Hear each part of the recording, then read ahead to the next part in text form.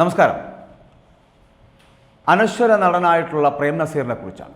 അനശ്വര നടൻ ശ്രീ പ്രേം നസീറിൻ്റെ പ്രതിമ തലസ്ഥാനത്ത് സ്ഥാപിക്കും അല്ലെങ്കിൽ സ്ഥാപിക്കണം എന്നൊക്കെ മാറി മാറി വന്ന കേരള സർക്കാരുകളുടെ വീരവാദത്തിന് ഏകദേശം ഒരു പതിറ്റാണ്ടിൽ കൂടുതൽ പഴക്കമുണ്ട് എന്ന് പറയേണ്ടി വരും. പ്രേം നസീറിൻ്റെ പ്രതിമ സ്ഥാപിക്കുന്നത് ഇസ്ലാമിക വിശ്വാസങ്ങൾക്ക് എതിരാണെന്ന് പറഞ്ഞുകൊണ്ട് 2012 കേരള മുസ്ലിം ജമാഅത്ത് കൗൺസിൽ എതിർപ്പുമായി രംഗത്തു വന്നിരുന്നു. പ്രേം നസീർ മെമ്മോറിയൽ കമ്മിറ്റിയുടെ ആവശ്യപ്രകാരം ഏകദേശം 10 ലക്ഷം രൂപ സർക്കാർ ഇതിലേക്ക് അനുവദിച്ചിരിക്കുന്നു എന്ന വാർത്ത പുറത്തു വന്നതിന് ശേഷമാണ് ഇസ്ലാമിക മതമൗലികവാദികൾ പ്രതിഷേധവുമായി രംഗത്തെത്തിയത്. എന്തുകൊണ്ടാണ് അങ്ങനെ സംഭവിച്ചത് എന്ന് കമൽജിത്ത് കമലാസൻ എന്ന ഫേസ്ബുക്കിലൂടെ പറയുന്നുണ്ട്. 2 വർഷങ്ങളോളം ചുവപ്പ് നാളയിൽ കുടുങ്ങിക്കിടന്ന ആ ഫയലിന് പിന്നെ അനക്കം വെച്ചത് 2014 അന്ന് നിയമസഭയിൽ സാംസ്കാരിക വകുപ്പ് മന്ത്രിയായിട്ടുള്ള KC ജോസഫ് പ്രതിമ സ്ഥാപിക്കാൻ പറ്റിയ സ്ഥലം അന്വേഷിക്കുകയാണ് എന്നും കണ്ടെത്തുന്ന മുറയ്ക്ക് ആ പ്രതിമ സ്ഥാപിക്കുമെന്നൊക്കെ പ്രഖ്യാപിക്കുകയുണ്ടായി. ഈ ഇട്ടാവട്ട കേരളത്തിൽ അതിനുശേഷം നിരവധി പ്രതിമകൾ ഉയർന്നുവെങ്കിലും ഇതൊക്കെ നമ്മൾ ഈ ആധുനിക കാഴ്ചപ്പാടിൽ സംശുദ്ധ രാഷ്ട്രീയത്തിൻ്റെ പര്യായമായിട്ട് പറഞ്ഞു കഴിഞ്ഞാൽ ശ്രീ മാണിയുടെ അടക്കമുള്ള പ്രതിമകൾ ഇവിടെ ഉണ്ടായിക്കഴിഞ്ഞു. പ്രേം നസീറിൻ്റെ പ്രതിമയ്ക്ക് മാത്രം പറ്റിയ സ്ഥലം കണ്ടെത്തുവാൻ കഴിഞ്ഞില്ല എന്നുള്ളതാണ് യാഥാർത്ഥ്യം.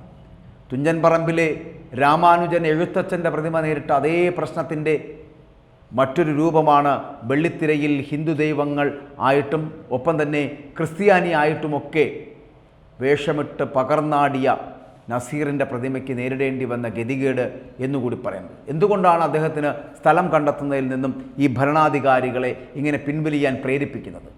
എന്താണ് അത്തരത്തിൽ പ്രേരിപ്പിച്ചത് എന്നുള്ളതാണ്. അങ്ങേറ്റം മതേതരത്വം നേരിടുന്ന മതേതരനായിരുന്നു പ്രേം നസീർ എന്ന് പറയേണ്ടി വരും. കാരണം ശാർക്കര ദേവി ക്ഷേത്രവുമായി ബന്ധപ്പെട്ടിട്ട് അദ്ദേഹം ക്ഷേത്രത്തിൽ ആനയെ നടക്കിരുത്തിയതിനെ അന്നത്തെ ഇസ്ലാമിക മതമൗലികവാദികൾ എതിർത്തു. എങ്കിൽ പോലും അദ്ദേഹം അത് കാര്യമാക്കിയിരുന്നില്ല എന്നുള്ളതാണ്. സ്വന്തം ജീവിതത്തിൽ ഒരിക്കൽ പോലും അദ്ദേഹം ഈ മതാധിഷ്ഠിതമായിട്ടുള്ള നിലപാടുകൾ എന്ന് പറയപ്പെടുന്നത് സ്വീകരിക്കുവാൻ അദ്ദേഹം സ്വീകരിച്ചിരുന്നിട്ടേയില്ല.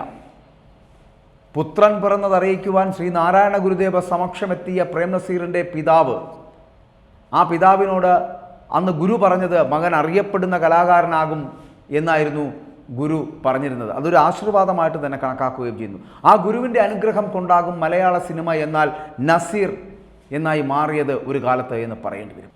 മധ്യകാല അവശിഷ്ടങ്ങളെ തുടച്ചു മാറ്റുവാൻ വേണ്ടിയുള്ള ഈ നവോത്ഥാന വിപ്ലവമുണ്ടല്ലോ, ഇപ്പോൾ ഈ നടന്നുകൊണ്ടിരിക്കുന്നതൊക്കെ നാടകമാണ് എന്ന് അറിയാമെങ്കിൽ പോലും അത് പറയാതിരിക്കാൻ കഴിയുന്നില്ല. അത്തരത്തിൽ നവോത്ഥാനം നടക്കുന്നതിനാൽ സിനിമാ പ്രേമികൾ ഇപ്പോൾ ഇതൊന്ന് പൊക്കിക്കൊണ്ടുവന്നാൽ, അതായത് പ്രതിമ സ്ഥാപിക്കണമെന്നുള്ളത് പൊക്കിക്കൊണ്ടുവന്നാൽ ചിലപ്പോൾ നമ്പർ 1 കേരളത്തിൽ മലയാള സിനിമയിലെ നിത്യഹരിത നായകൻ്റെ പ്രതിമ അത് ചിലപ്പോൾ ഉയർന്നേക്കാം. മലയാള സിനിമയിലെ എക്കാലത്തെയും ഗ്ലാമർ താരം എന്ന പദവി മറ്റാർക്കും ലഭിക്കില്ല. അത് നസീറിന് മാത്രം അർഹതപ്പെട്ടതാണ് എന്ന് തന്നെ പറയേണ്ടി വരും. അദ്ദേഹത്തെക്കാൾ സുന്ദരനായൊരു നടൻ കേരളക്കരയിൽ ഇനി വേണം ജനിക്കാൻ. ഇതുവരെ ഉണ്ടായിട്ടില്ല അങ്ങനെ ഒരു നടൻ എന്നുള്ളതാണ്. ആ പ്രേം നസീറിൻ്റെ പ്രതിമ ഉണ്ടാവുകയാണെങ്കിൽ അത് തലസ്ഥാനത്തിന് തന്നെ അതൊരു ഭംഗി തന്നെ ആയിരിക്കുമെന്നുള്ള കാര്യത്തിൽ സംശയമില്ല. അതുമാത്രമല്ല, ഒരു പ്രേം നസീർ എന്ന് പറയപ്പെടുന്ന കലാകാരൻ എന്തുകൊണ്ടാണ് ഇന്നും ജനഹൃദയങ്ങളിൽ ജീവിക്കുന്നത് എന്ന് മനസ്സിലാക്കുക. ഒരു കലാകാരനപ്പുറം ഒരു മനുഷ്യസ്നേഹി, ജനങ്ങളോടെങ്ങനെ സംവദിക്കണം, പ്രിയപ്പെട്ട അദ്ദേഹത്തിൻ്റെ ആരാധകരോട് എങ്ങനെ സംസാരിക്കണം, എങ്ങനെ പെരുമാറണമെന്നൊക്കെ കണ്ടുപഠിക്കേണ്ട, മാതൃകയാക്കേണ്ട ഒരു വ്യക്തിത്വം തന്നെയായിരുന്നു പ്രേം നസീർ. ഇന്നും ജനങ്ങളുടെ ചുണ്ടുകളിൽ തത്തിക്കളിക്കുന്നത് പ്രേം നസീർ എന്ന് പറയപ്പെടുന്ന വ്യക്തിത്വമാണ്. മലയാള സിനിമ എന്ന് പറഞ്ഞാൽ നസീറാണ്. നസീറിനപ്പുറം മറ്റൊരു വ്യക്തിത്വത്തെക്കുറിച്ചോ വ്യക്തിയെക്കുറിച്ചോ നടനെക്കുറിച്ചോ പറയുവാൻ ഒരാൾക്കും കഴിയുകയില്ല എന്നുള്ളതാണ് വസ്തുത. പക്ഷേ എന്നിട്ടും ഈ അവഗണന നേരിടുന്നത് എന്തുകൊണ്ടാണ് എന്നുള്ള കമൽജിത്ത് കമലാസനൻ്റെ ഫേസ്ബുക്ക് പോസ്റ്റിലെ ചോദ്യം വളരെ പ്രസക്തമാണ് എന്ന് പറയേണ്ടി വരുന്നു.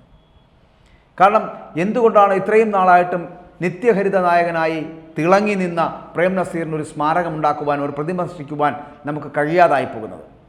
മാറി മാറി വന്ന പല സർക്കാരുകൾ ഇവിടെ പലപ്പോഴും പറഞ്ഞിട്ടുള്ളതും അവർ ചെയ്തു കൂട്ടിയിട്ടുള്ളതും ഇതാണ്. വാഗ്ദാനങ്ങൾ പോലെ ഇങ്ങനെ പറഞ്ഞുകൊണ്ടേയിരിക്കുന്നു. നിറവേറ്റപ്പെടാത്ത വാഗ്ദാനങ്ങളിലൊന്നായി പ്രേം നസീറിൻ്റെ പ്രതിമ ഇന്നും ഒരു ഓർമ്മയായി, ഒരു പ്രതീക്ഷയായി സർക്കാരുകളുടെ ചുവപ്പ് നാടയിൽ കുരുങ്ങിക്കിടക്കുകയാണ്.